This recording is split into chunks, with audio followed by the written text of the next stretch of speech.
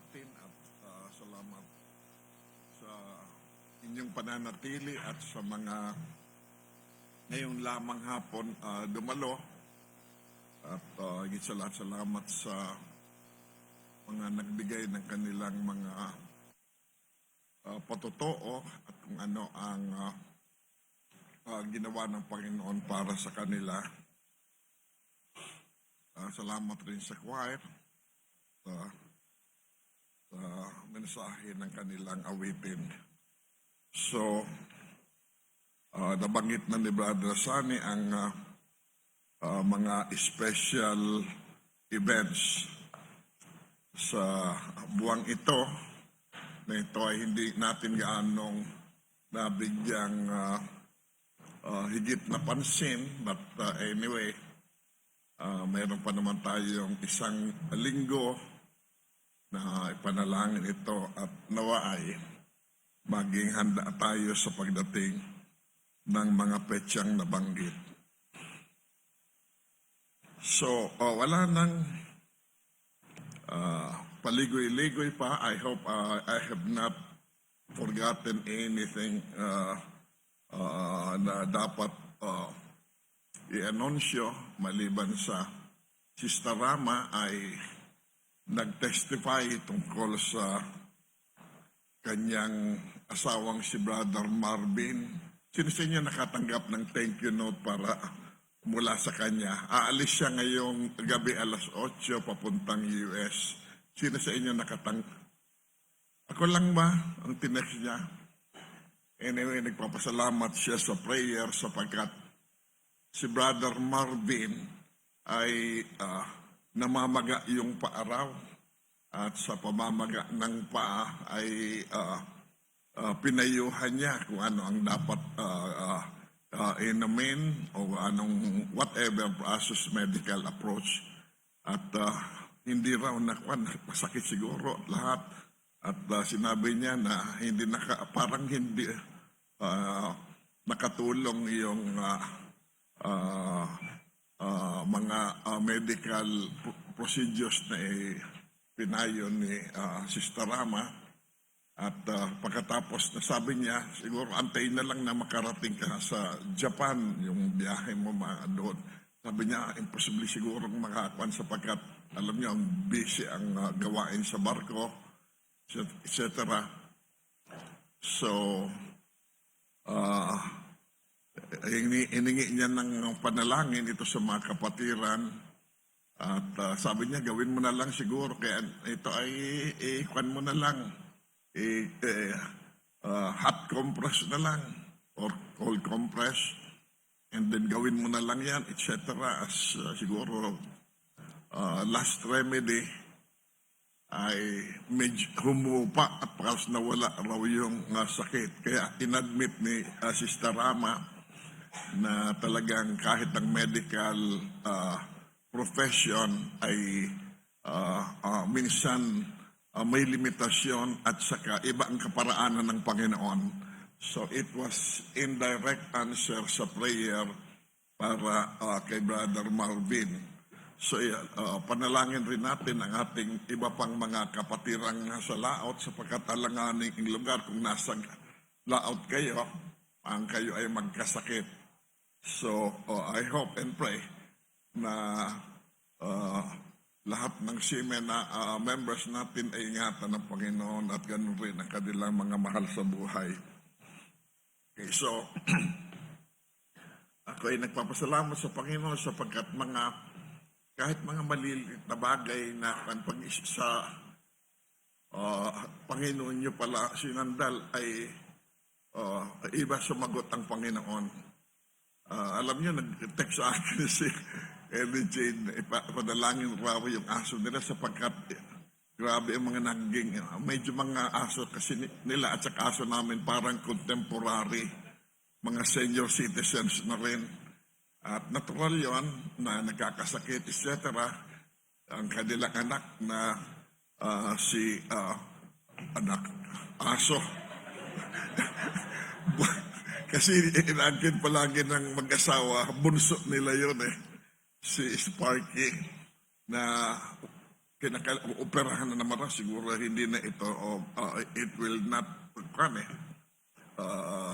help.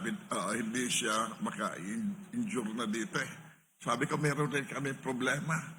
Aming aso na malaki ito, Belgian Malinois, ay naroon nakahiga. At pagkatapos, grabe na yung kuko niya, kahaba na, kaya hindi siya makalakad. At for some reason, ay nakahiga na lang siya. At saka, kahapon, the day before, at saka kahapon, naghingalo na siya. Subside na yung kanyang breathing eh. At kahapon, bago maggabi, si Tim ay nagsimula ng magukay. Sabi ko, huminga pa. Pinuntahan ko, Sparky, okay ka pa ba dyan? Oo. Lumakas-lakas yung loob niya. Sabi niya, pwede pinadalangin ka ako kita na tulungan ka ng Panginoon. Tininoy niya kung maiging ganon. Katapos, sabi ko, wag mo muna yan, hayaan mo na lang muna kasi pinag-pray ko yan. At saka, kaninang umaga, maaga pa, bumaba ako, pinatay ko ilaw, tinignan ko, Sparky, okay ka ba? Medyo gumanon siya, halos nakakulan na lang tumayo. Katapos, nilagyan ko ng tubig, uhaw siya. Parang sinagot niya ako, buhay pa ako. Sabi ko, alam mo, Sparky, alam mo ka ako takaw. Pinag-pray kita eh. Tingin niya sa akin, sabi ko na, subok talaga. Kaya, nadubli na naman ang aking pananalig sa Panginoon, kahit pala sa mga maliliit na bagay na sabi na mga bali. Ay pag ang Panginoon sumagot, ay talagang ma-amaze ka eh. Sabi ko, maliit na bagay yun eh. Kaya may hiningi rin akong katapat noon na maging answer kung ano, etc. Yun ang paraan na sinagot ng Panginoon yung prayer ko eh. So, Sister, nag-text sa akin si Sister Sister Grace, di ba nag-text ka sa akin? Okay, so, kwan muna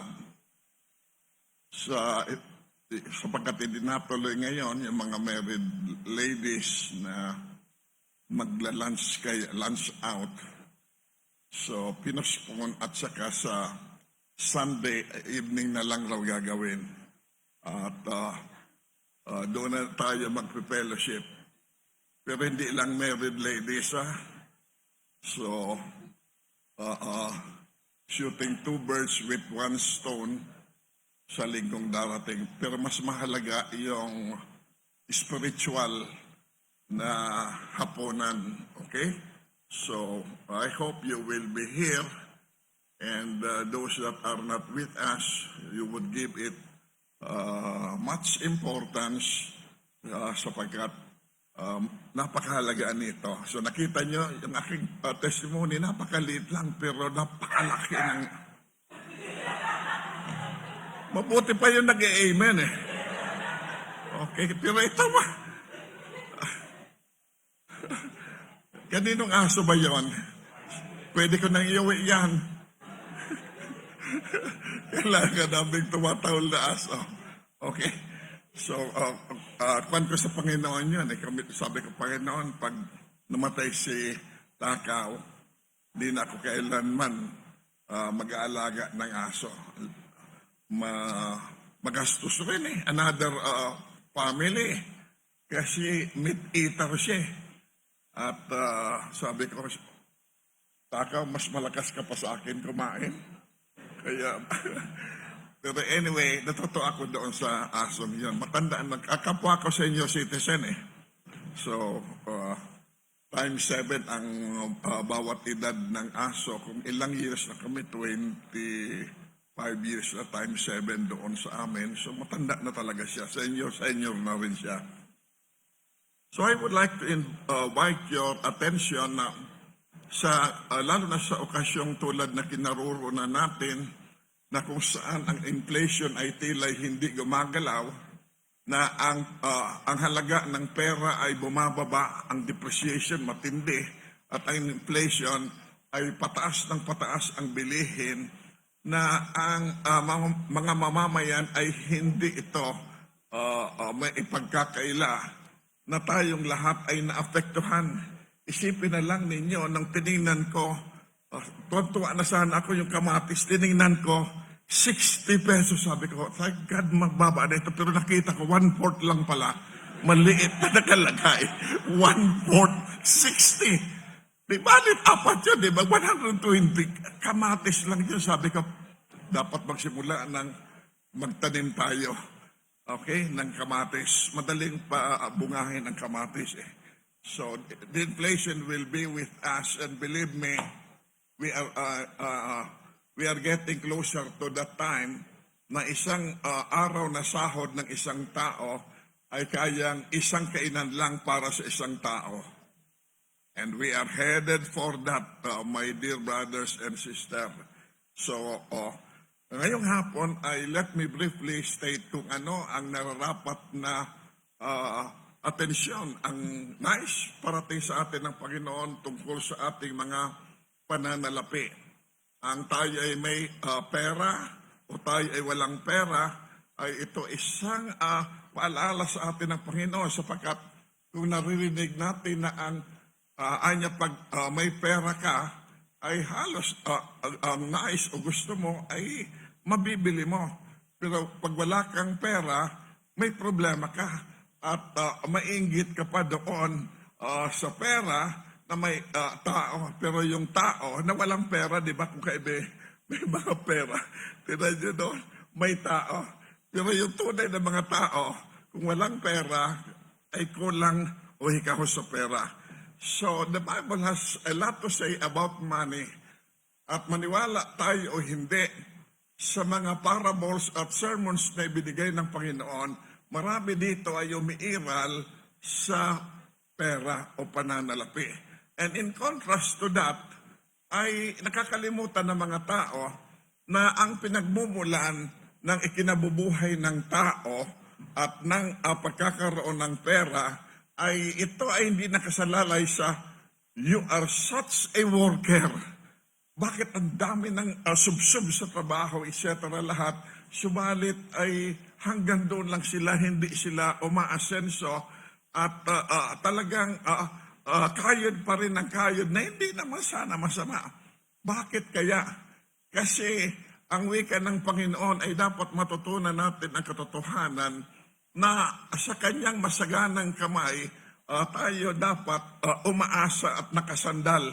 Habang ginagawa natin ang ating responsibilidad, hindi naman natin pinababayaan yung kaparaan ng itinuturo sa atin ng Panginoon at lalo na tungkol sa ating mga pananalapi. Remember, I mentioned this morning and last Sunday morning that even Alexander the Great, he brought not a single centavo of the riches or the wealth that he had amassed. So sa hapong ito, ay nais kong briefly ayaang magsalita sa atin ng Panginoon sa pamagitan ng kanyang half-brother na ito ay walang iba kundi si James, the pastor of the church in Jerusalem, na dati ay hindi siya mananampalataya sa Panginoon, subalit after the resurrection and no doubt, Jesus Christ appeared to the family and then he was convinced na ang Panginoong Kristo is tunay na nabuhay mula sa mga patay and he became a believer after the resurrection of Jesus Christ. So let him speak to us sa James chapter 5 verse 1 to verse 6. This is a paragraph in your Bible. Ay ganito ang pagkasaad sa wikang English. Go to now, ye rich men, weep and howl for your miseries that shall come upon you. Your riches are corrupted, and your garments are moth-eaten. Your gold and silver is cankered, and the rust of them shall be a witness against you, and shall eat your flesh as it were fire. You have heaped treasure together for the last days. Behold, the hire of the laborers who have heaped down your fields, which is of you kept back by fraud, crieth, and the cries of them which have reaped are entered into the ears of the Lord of Sabaoth. ye have lived in pleasure on the earth and been wanton, ye have nourished your hearts as in a day of slaughter. You have condemned and killed the just, and he doth not resist you. This afternoon, I would like to briefly share with you a brief meditation on warnings against wealth. Babala tungkol o laban sa kayamanan. Okay? I am not saying that to be rich is a sin. And may the Lord continue to bless you with riches untold pa nga. Subalit ating mapapansin, may tendency o kaya may problema sapagkat ang pangailangan ito ang maaring maglayo sa inyo sa Panginoon. Na dapat nga ilapit tayo sa Panginoon pero minsan ay naiba ang takbo ng ating buhay na tayo'y nakatuon na lang doon kung paano tayo kumita na ang Panginoon at ang mga aral na tinuro niya sa atin ay isinasa tabi natin. In other words, I will lose sight of the provider and we are actually concentrated on His provision na no matter how much effort we exert, ay hindi natin makakamtan ito sapagkat you have not obey the Lord sa kanyang mga kaparaan ng ibinigay sa atin. Hindi maramot ang Panginoon, subalit ating mapapansin, pag ang Panginoon ay hindi natin sinusunod at ang salita ng Diyos ay nilalabag natin upang tayo lamang ay kumita at magkamal ng salapi at tayo ay umunlad at tayo ay we can have as much as what our hearts could desire, we are headed for failures. Sapagkat ating mapapansin, okay, na ang mga tao ngayon ay nakatuon ang kanilang atensyon sa halos every now and then na survey na pag ito'y tininan ninyo at sinuriin ninyo ay parang hindi naman na nakakainggit naman sila o maaring tayo ay maawa sa ating sarili. Sa Facebook ay madalas inilalabas ang tungkol sa mga celebrities. Lalo na ang labas ng Forbes magazine na 10 richest men in the world. Okay? So, sa 10 richest men in the world ay ang nangingibabaw dito ay si Elon Musk. Number 1 siya. He's the world's richest man. At investor siya at marami siyang mga pinagkikitaang mga companies, etc. But sa kasaysayan niya, sa kinukwento niya, ay they started poor na kanyang nanay nga from South Africa, migrated sa Canada, and then ended up in US, that they worked from scratch, etc. Dati from hand to mouth, hirap sila until yung payo ng kanyang nanay ay sinunod niya at siya ay nag-aral, etc., etc. So much so that today ay dalawang project niya ay malakas ang ipinapasok na pera na ito ay ang Tesla, na alam natin kung ano ito, yung mga cars na ito ay electricity run, at pagkatapos yung SpaceX at iba pang mga businesses na ito ay keeps on coming and nagiging lalong mayaman pa siya. Ang pumapangalawa sa kanya ay siguro tulad ko naka-order na kayo sa Amazon, si Jeff Bezos. Okay, so ang pangatlo ay sa Google, si Mark Zuckerberg, etc. Si pang-aanim na lang si Bill Gates, si Warren Buffett, at saka iba pa. So, ating mapapansin, pag tinignan nyo itong mga lives of the rich and the famous, sabi nyo, sana ako rin. Bakit hindi kaya ako ang naroon sa lugar nila? Marami akong matutulungan. Oh, don't kill yourself. And if you were in their shoes, you would do exactly what they are doing. You would have no heart nor time for others and most especially for God. Because ang gagawin ng business mo ay it will cave you in. So, because you don't want to lose, okay? So, dito ay may ibinigay sa ating payo ang Panginoon tungkol sa ating mga pananalapi concerning our wealth. You do not have to be very wealthy or to have amass money, etc. Kahit mahirap tayo, ay kasama tayo dito sa babalang itong ibinibigay ng Panginoon, lest na tayo ay at the end of our lives ay tayo ay tulad ni Alexander the Great, we would end up in regret na hindi natin pala naman madadala yon sapagkat the real truth of the matter ay we are not the real owners of everything that we get and amass this side of heaven. We are merely stewards na pananagutan pa nga natin ito sa Panginoon when He comes again. So let's pray. Father, thank you this afternoon that we could meet. I do pray that in this brief meditation, you would speak loud and clear to each one of us and remind us of the blessing as well as the curse if money rules and takes over our lives. Help us to be discreet in the handling of our finances and forgive us for our shortcomings and sins, and do continue to bless us with a personal message from the Bible as we study it on our own. And thank you for this Lord's Day, and we bless you and thank you in Jesus' name. Amen. Warnings on wealth or the wealthy in particular.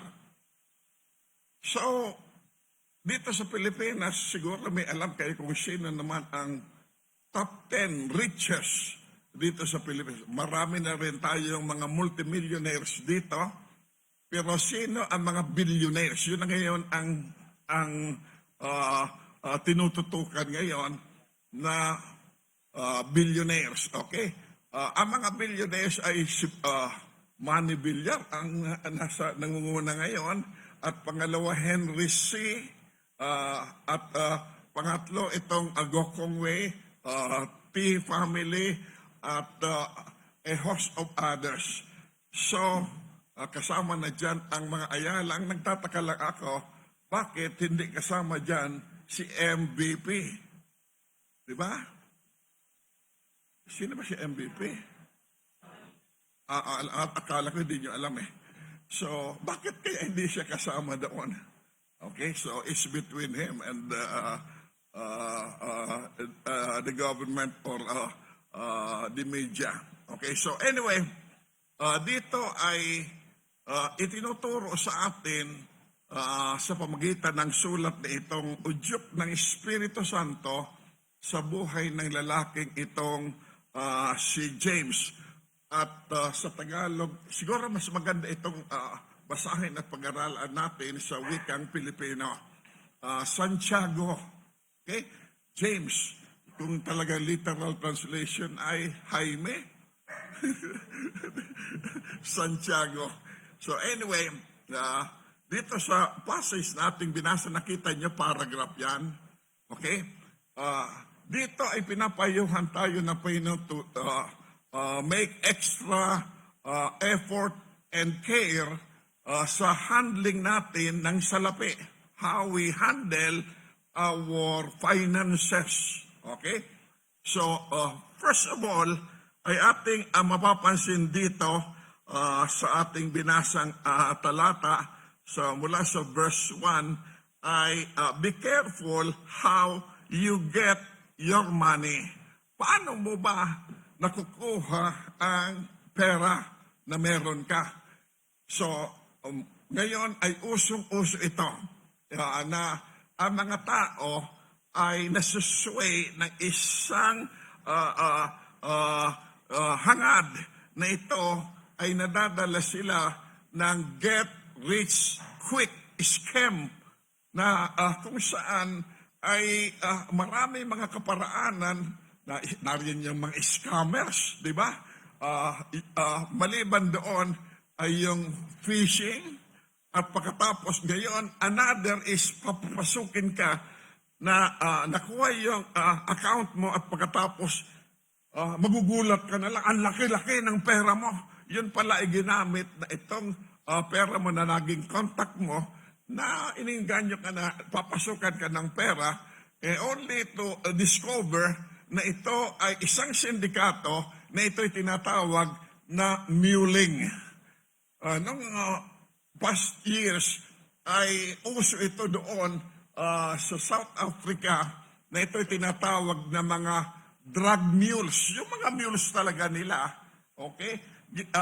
Literal na mules, mga breed ng asno, ay yung mga inani nilang mga drugs sa marijuana, etc. or whatever forms, doon nila ikinakarga ito. Ngayon, para yumaman kaagad ang mga sindikato na that is the wrong way. Don't use illegal means para makakuha ka ng pera. Ngayon ay usong-uso na may mga couriers ng drugs sapagkat mabili ang drugs ngayon that provides temporary pleasures sa user at kinalaban nga ng ating past administration to the present at this is actually a fight between governments at saka itong mga smugglers na ito ng iba-ibang goods kasama na ang drugs. Ngayon ay meron tayong isang Pilipina na ito ay sa Indonesia na napunta na kung saan ginamit siya as a drug mule na ang dala niya yata ay 2.5 kilos na drugs. At natural ito na apprehend siya at nakukulong siya at saka bawsan na for execution yon sapagkat malaki ang timbang. So at least ngayon ay naging napagbigyan ang ating Pangulo at Pamahalaan na nag-a-appeal na ito ay ginamit, kasangkapan lang siya. Okay, so medyo kinumute ang kanyang sentence at ngayon siya ay palalayain at may danger rin raw sapagkat may maaring iskwil niya yung mga taong nasa likod nito at mamiligro ang kanyang pamilya or even siya na pag makauwi siya ay tirahin siya ng sindikato. So it's because of money. There's money in drugs. So ating mapapansin, ang payo dito sa atin ay dapat kung tayo ay maghangad na magkaroon ng pera, ay gamitin natin ang tamang paraan na ito ay hindi makasasama sa ating kapwa at sa ating sarili. Na yan ay mapapasin natin dito sa setas na ating binasa na we should be careful about how we get our money sapagkat this is true nung kapanahunan ng mga apostles at hanggang sa ating kapanahunan na may mga tao na sila ay nagkamal ng kayamanan on the basis of exploitation. Ini-exploit nila yung mga manggagawa at may contract silang kasunduan, etc. And then ating mapapansin na hindi ito ibinibigay sa kanya. Wala silang magawa because they are in need of money. Exploitation. Sa Pilipinas ay ang sinasahod ng mga manggagawa natin in comparison with other countries ay talagang malulula ka. Kaya marami mga Pilipinos ang naghangad na sila ay they could land a job outside by means of the OFW. So para dito ay medyo makaunlad at makaginhawa sila. But unfortunately, there are some of them na pagdating doon sa lugar na kung saan they could be employed, ay yung pinirmahan nilang kontrata ay hindi tinutupad ng kanilang mga employers. So, ina-exploit sila at ipinagbabawal nga na ng pamahalaan na ang mga bata ay exploit sa iba-ibang kaparaanan na hindi pa naangkop sa bata. Today, ay ang daming lumalabas na na-apprehend na mga sexploitation, mga bata ginagamit sa pagkita ng pera. At sila ay nakakakuha ng pera sa mga sumusubscribe sa kanila sa iba-ibang bansa. So, it's a fact today that ang mga tao sa pangailangan at kagipitan ay gumagawa ng hindi maayos o tamang paraan. But I hope and pray na tayong mga anak ng Diyos ay kumita tayo sa isang marangal na paraan, malinis na paraan. Hindi dahil sa tayo na engganyo ng get rich quick. Naalala ko na kwento ito. Brother Melchor, nandiyan ka ba si Brother Melchor? May kinento niya sa amin. Sapagkat yung isang dating member natin dito, I personally led him to the Lord, ay sila umupa ng apartment at doon sa apartment na inupahan nila ay may aircon doon at saka may aircon rin siya sapagkat alis na sila. Binenta nila pati yung aircon ng may-ari ng bahay. At kumita siya. At igulat niya noong giwalaya na, nabayaran na siya, nakuha na yung aircon. Kwento ko ito last time sa Bible School. Mabuti lang nakalimutan na ni Brother Melchor kung sino. Sabi niya, totoo siya. Pinakita pa kay Brother Melchor, yung dollars pa kay binayad. At dulat ni Brother Melchor, Brother so-and-so, bakit itong dollars mo ay isang serial number? Nagbulangan sila. Okay, so it's the wrong way. Do not sell anything that does not belong to you. Okay? Christian kanina nga, 3 days ago, this is wrong Kinakailangan we should do things right and in all things, God first before anything else. Sa Daily Bread, hindi lahat ng mga pinifeatures dyan ay kasang-ayon ako o tama sa aking palagay at sa aking pagsusuri sa Biblia. Isa dito, na nalungkot ako nang nabasa ko ito, na paraan na ito'y hango rin dito sa aklat na ito na sinulat ni James, faith without works is dead. Kaya ang caption ng portion na yon ay faith at works. So, mag-asawa ay ready na dress na sila for church, para magsamba doon sa church. Along the way, ay nadaanan nila, siguro kakilala nila o kaibigan nila, na naapektuhan pala na nagdaang masamang panahon na in-shambles o kaya na bumagsak yung kanilang cottage or whatever. So, nung nadaanan nila ito, instead na sila pumunta doon sa church, ay bumalik sila at nag-change sila ng clothes para matulungan nila ang nawalan ng cottage ng whether it's a shack or a house, para tulungan nila. Faith in action. Sabi ko, I'm not convinced that it's faith in action. Kasi kung faith in action, unahin mo ang Panginoon, pagkatapos ng service, uwi ka, change clothes, tulungan mo sila. Anyway, hindi naman yun basta makaalis Hindi ba nakikita ang punto ko doon? Sabi ko, kaya kinakailangan suriin mong maigi ang iyong binabasa. Anything that comes between you and God, no matter how important it is, at kayo ay na sidetrack o na distract, you are doing the wrong thing. Jesus first, God first.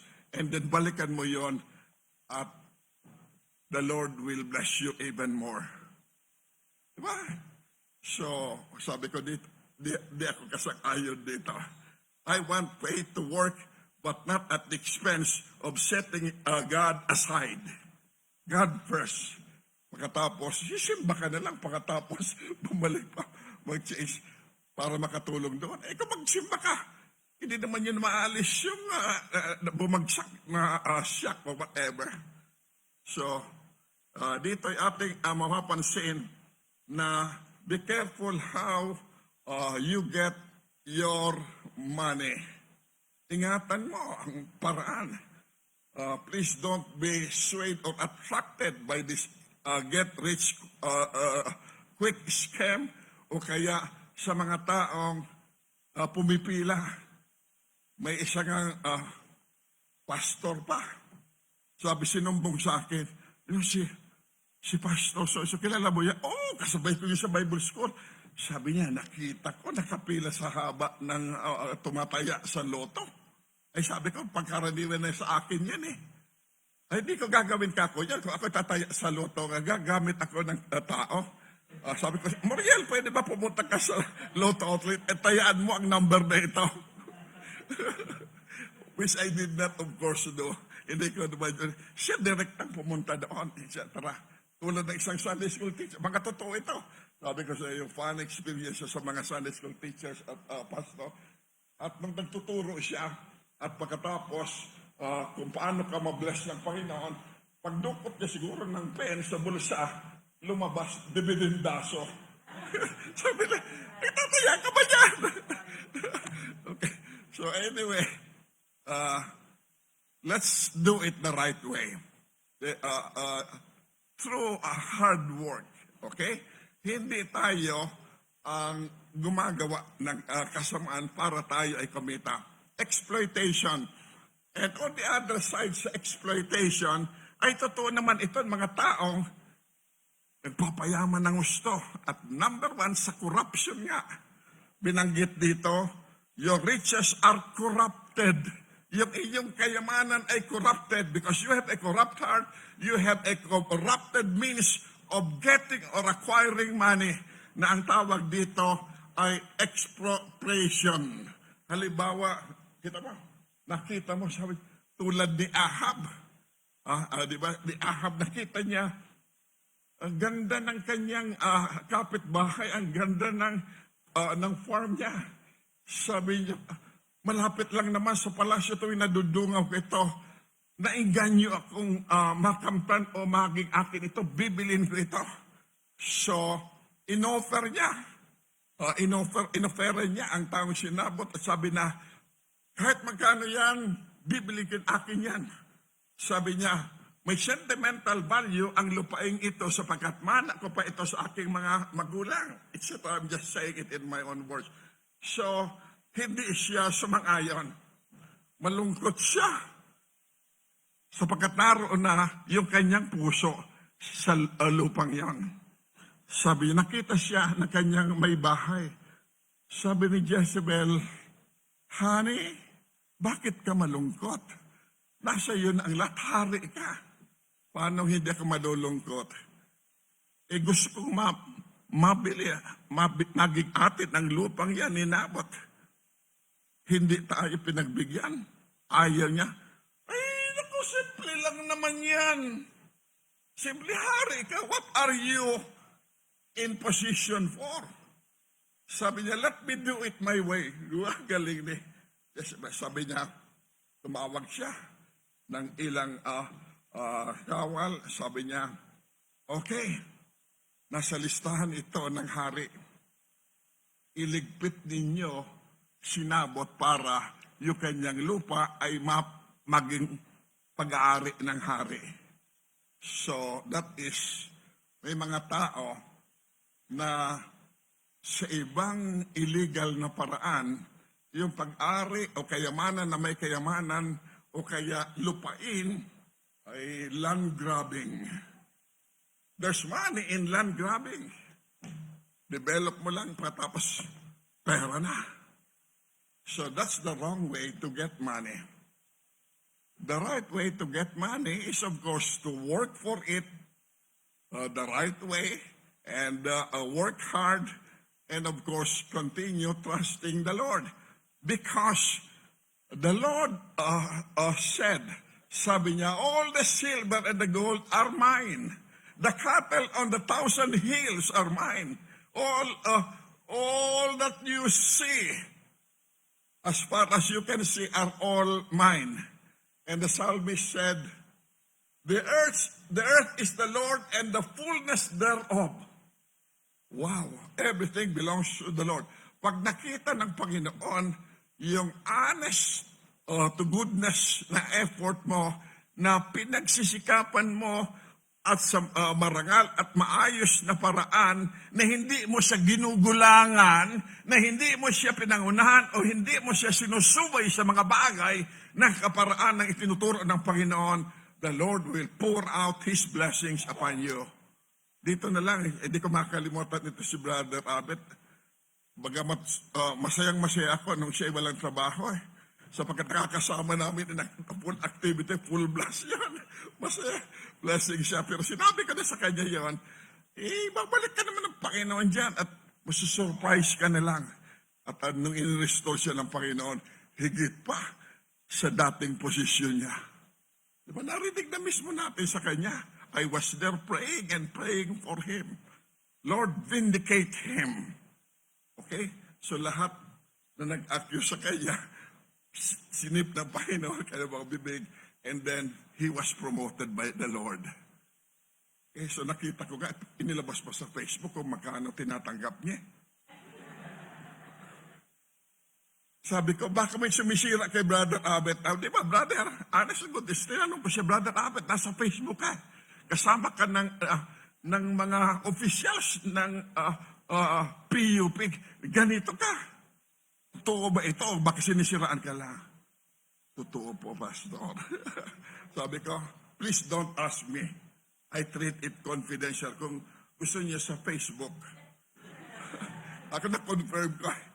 Okay, so, God, when He blesses us, nobody can keep Him from pouring on unto us. Talagang walang patid na blessings ibibigay sa atin. Sila Brother James, Brother James Maldonado Industries. Di ba? But the Lord was certainly so good to the family. Okay, so they have also been from the time, hindi ko ina-advertise kayo, please para lapitan kayo. Sa akin na lang kayo lumapit sapagkat wala naman ako may bibigay sa inyo. So, ganun rin sila, from hand to mouth, and the Lord bless them, and they are a blessing to others. Nakikita ko ito sa kanila. Secondly, God is actually warning us na ang pera is a good servant, but it is a very, very bad master. Don't live as though money is the most important thing in your life. So, some people live for that only. So, ating mapapansin, Sister Pina, ayan, nagsimula kasama rin namin ito sa apartment, etc. Talagang mga dumaan kami sa mga hirap. Pero sa pananampalataya, ay magtataka ka dala kung ano ang nagawa ng Panginoon. Believe me. So, trust God. Okay? And look at the example of others na sila ay pinagpala ng Panginoon, but don't do it your way. Na even though ang kapalit niyan ay ang Panginoon. It's not worth it. Secondly, the Lord is giving us here the warning. Not only how we are to be careful about how we get or acquire money, our money. Actually, it's the Lord's money merely entrusted to us for a lifetime. That's why we have to be wise in its use, and that is, don't be a spendthrift, be an investor. Invest. There's absolutely nothing wrong with saving. But do not put your money entirely sa banks because we are not sure what tomorrow holds. Tulad yan sa stock exchange. Marami ay overnight bagsakan. And then, isa sa mga anak ng dating landlord ng apartment ay because nahulog nga siya sa sugal, etc. Kahit sila ay may sariling bangko, ay talo. And then, he hanged himself. It's not worth it. Dahil lang sa pera. So, second, be careful how you guard your money. Mag-ingat ka kung paano mo iningatan o binabantayan ang iyong pera. Ang ibig sabihin ng Panginoon dito ay hindi naman masama ang pera. Money is the root of all evil. Amen? Mabutin lang mo lang natutulog. Huli sana kayo. It's the love of money. The love of money is the root of all evil.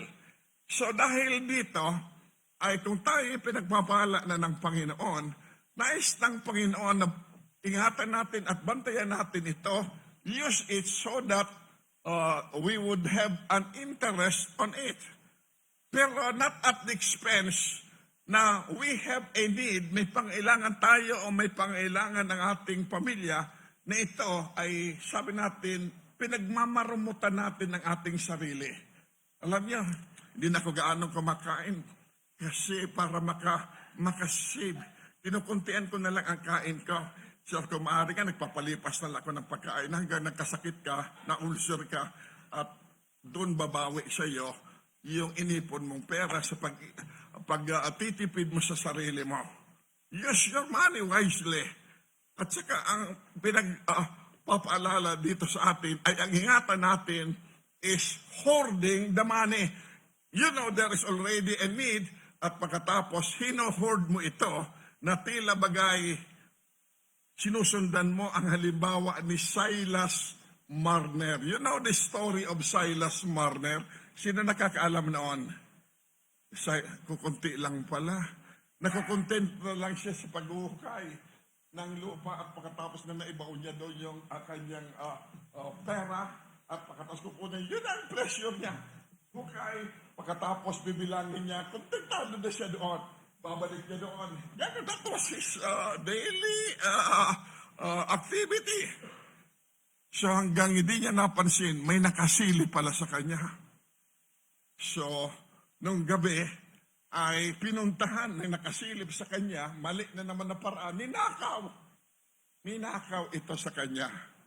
At nung ito'y nanakaw sa kanya, ay sobrang sisi niya, malungkot siya, etc. At natanong siya ng kanya, bakit ganyan ka lahat? Kasi, ninakaw, hinukay yung pera ko. Siguro ang sagot doon sa kanya, hindi mo naman napapakinabangan yun. At least yung magnanakaw, mapapakinabangan niya yun. Okay. Kinakailangan, use your money, guard your money, right? Ingatan mo maigi. It's a blessing from the Lord. Kaya dapat na tayo'y maging discreet sa ating gastusin. Huwag na lahat. Uso ito ngayon, di ba? Lalo na if you are employed sa government, ay overpricing, etc. Nakikita natin kung saan sa mga projects may ghost, white elephant, ghost projects, at pagkatapos substandard na kalsada, etc.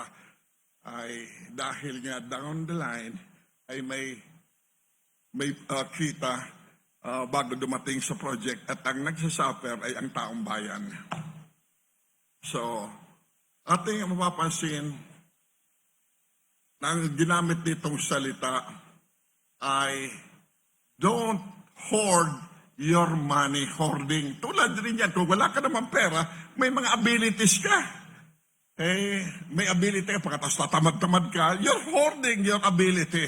Anything na maaring magamit mo as an instrument to earn money, na ito'y hinuhoard mo sapagkat natuto ka ng sumandala sa iyong kapwa na ikaw ay kumari spoon feeding. it will not work. You will never prosper that way. Kinakailangan bana tayo ng katawan.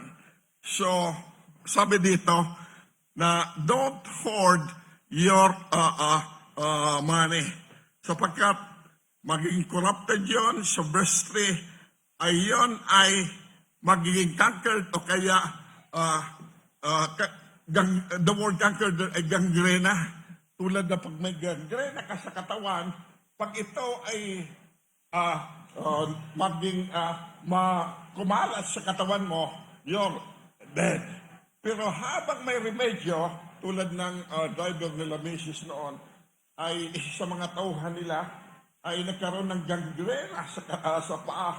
Kaya si Marcelino, pinutol na lang yung paa to preserve the rest of the body. So, sabi dito, your riches are corrupted, your gold and silver is conquered. Naging ito ay malawan na yung dating ningning at brilliance nito ay hindi mo na makita. At ang word dito, supported and conquered by the word rust. Na ito ay parang kinakalawang. Did you not know that there is such a law in all things, in our properties, in our lives, in our stewardship?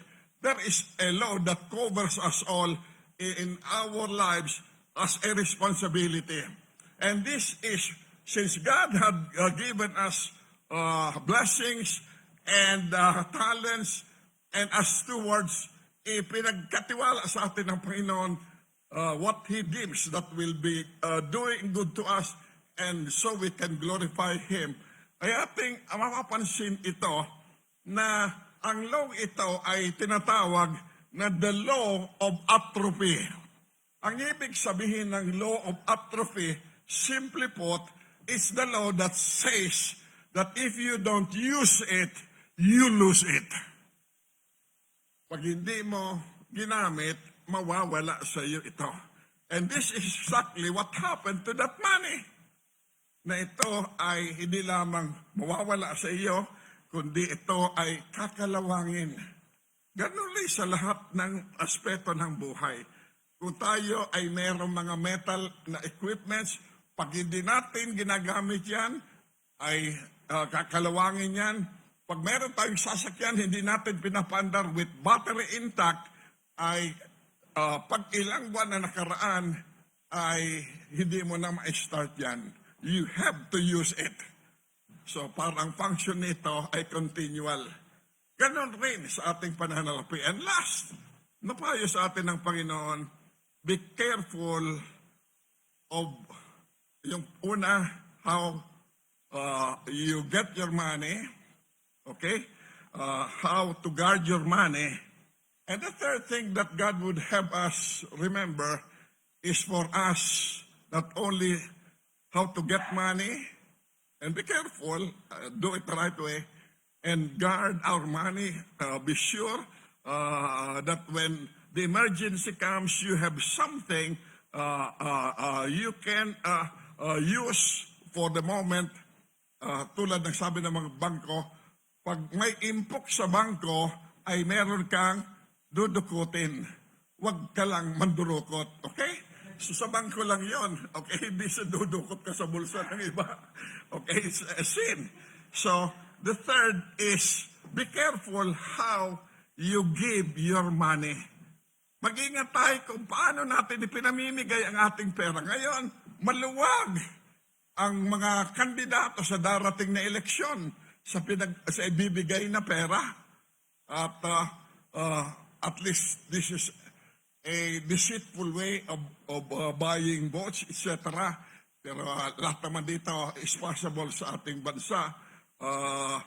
With so much money, we can hire the top caliber lawyers, etc., etc. So, money talks so loud. You have it, and then you can do what you like, and then you can buy almost what you like to purchase. So, be wise and guard your money, and then be careful how you give your money. Kasi pag hindi tayo maingat sa ating binibigyan ng salapi, na maaaring instead na makatulong ito, makasama pa ito sa kanila. Yung tao ba na ito ay hindi ako sang-ayon dito. This is what contributed sa Amerika na idinadaing na mga pastors sa mga politicians sa Amerika. That tilay the dignity of work is no longer recognized. Na ngayon, ang marami that are able-bodied that can still work ay umaasa na lamang sa gobyerno at ito'y dole-outs sa binibigay. Ang Pilipino naman, hindi maiwanan. Sabi, ay, PPP tayo dito. Kaya ating mapapansin, it takes a lot of money to do that. May progress bang nangyari sa mga regular na binibigyan nito? Meron. Gumawa. Dapat sa pamahalaan gumawa ng resource, ng paraan para ma-employ ang mga taong ito at matulungan silang kumita ng pera sa tamang kaparaanan na hindi ito sandal lamang pantawid. Magkano lang naman ibibigay? So, kailangan ipanalangin natin. Sa Amerika, this is what contributed sa economy ng Amerika to go on decline. Kaya mga pastor doon, noong panahon pa naghihimot o kakalooban. Instead na turuan ayon sa aaral ng Biblia, tinuturuan ng paraan na maging mendicants, dole out, na ito ay able to work, ay binibigyan na. Huwag ka na magtrabaho. So sabi ko, parang hinihandain ito sa advent ng Antichrist. I will take care of you. I will provide you can buy and sell. Here is money you can buy and sell, but you are in subjection to me. Piniprepare ang mindset ng mga tao niyan. And believe me, we have to be careful to whom we give money. Ang dami ngayong mga taon, mga con artist, na binabanggit lang name dropping, na ganito, etc. Wow. Iba-ibang paraan o modus ng paraan na para ma-deceive nila ang tao na sila ay bigyan ng pera. Sabi ko sa inyo, mabuti na lang ako ang naluloko o nadadaya, hindi ako naluloko o nadadaya. And may God help us to be wise in this stewardship, that we should be extra careful of how we handle our wealth, our monies, or our finances, because come that day when we are all called up yonder, and the Lord would tell us, give accounts of thy stewardship. What have you done with the finance, with the money, with the wealth that I have entrusted you for your use while on earth and for my glory? Huwag na natin kakalimutan the best use to give money na ito ay you will never lose it, but it's going to be an investment for eternity. It's not an expenditure. You give God what is due Him. Siya ang unang pinagkakautangan natin. Kung anumang blessings meron tayo mula sa Panginoon, give a portion of that as a recognition that ito ay nanggaling sa kamay ng Panginoon, hindi siya naging maramot sa inyo, at ito ngayon ibinibigay ng Panginoon sa inyo. May God help us to subscribe to this wise teaching ng salita ng Diyos. And may we be wise enough in the handling of our finances. Shall we pray? Father, ito ngayon ang problemang umiiral sa aming sanglibutan. Ito ang problema sa mga tao. Lahat ay nangailangan ng pera ang tao. At kahit mga mayayaman ay hindi sapat-sapatan ng kanilang kinikita, but they want much more than what they already possess. And what greed and selfishness. Because the truth of the matter is, no amount of earthly treasures can satisfy. As a testimony from Alexander the Great and the host of other big names that amassed wealth during their lifetime on earth, and yet they all left it behind, and none of them were able to take their wealth with them in the next life. Help us that in our use of our money that we would be giving you the first portion, that we would be generous and liberal as far as our giving is concerned. Because when we give you back what is due you, you would fill up that basket again and send it our way. We cannot outgive you. You are the greatest blesser of all time. Help your people to trust you with a portion of their monies, their incomes, their wealth, and never for us to be selfish nor to hoard, and especially cheat you and call it economy. Before I close in prayer, I hope and pray that the Lord would teach you how to get rich God's way. Because we are told by the scriptures, God speaking, the blessings of the Lord, it maketh rich, and he addeth no sorrows, regrets, tears with it. You can always count on God. And he is a good and a faithful partner for eternity. O Lord, raise up many members of this church who would partner with you as far as their money matters are concerned. Help them to give you what you rightly deserves as a form of gratitude. We are not coercing or pressuring members to give, but out of their hearts, that they would heartily consider putting you first in their money matters. And as we leave this place bound for our homes, keep us safe, Lord, and bless us with your peace for the night so that we can have a good rest for the body. And until then, we are grateful that we can look forward to that great day in the life of this church when we gather together in the Lord's table and remember you and what you have done for us.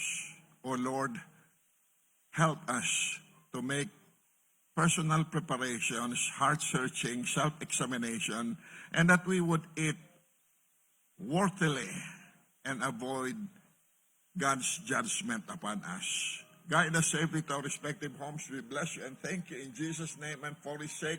And the people of God said, Amen. God bless you.